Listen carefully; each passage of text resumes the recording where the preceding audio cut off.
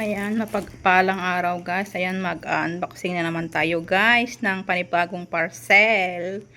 Ito siya guys, oh. Kararating lang. Ayan, ano kayang laman nito guys? Bagong order na naman. Ayan, samahan nyo ako guys mag-unboxing. Guys. Medyo mabigat siya guys. Ayan, mag-unboxing na tayo. Ayan.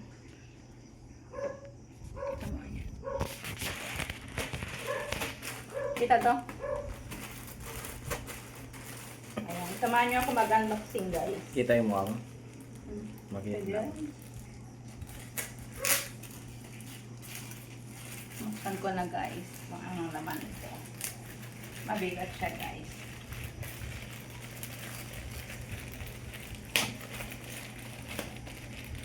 Hindi akong buksan.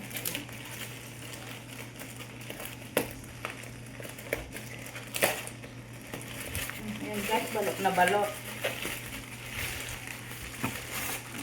May isa pang balot. Kaya po. Medyo mabigat eh.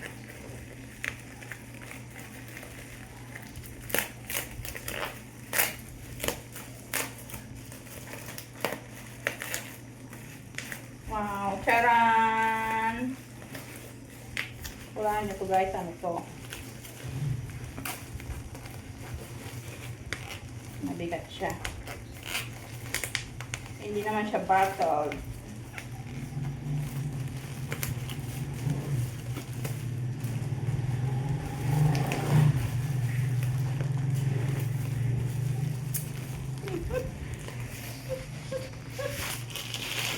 Charan!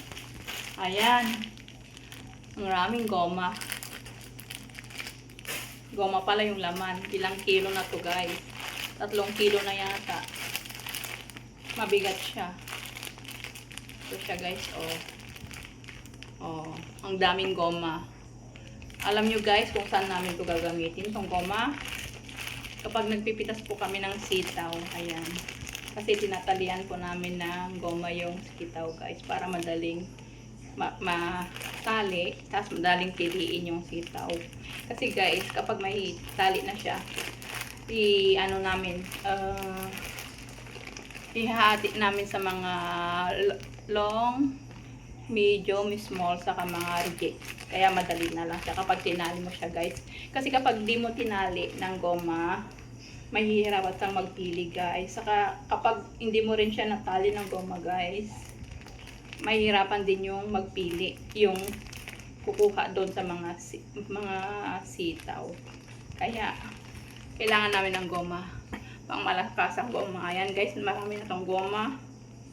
Tuloy-tuloy ang pagpitas ng sitaw guys. Kaya kailangan namin ng maraming goma. Siguro guys, kapag natapos na yung sitaw namin, magbunga, maubos na rin yung goma.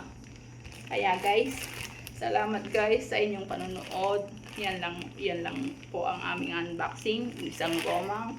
Ilang kilong goma to. Marami-rami na to. Hanggang matapos yung anihan ng sitaw. Kaya guys, salamat sa inyong panonood. See you again in my next upload.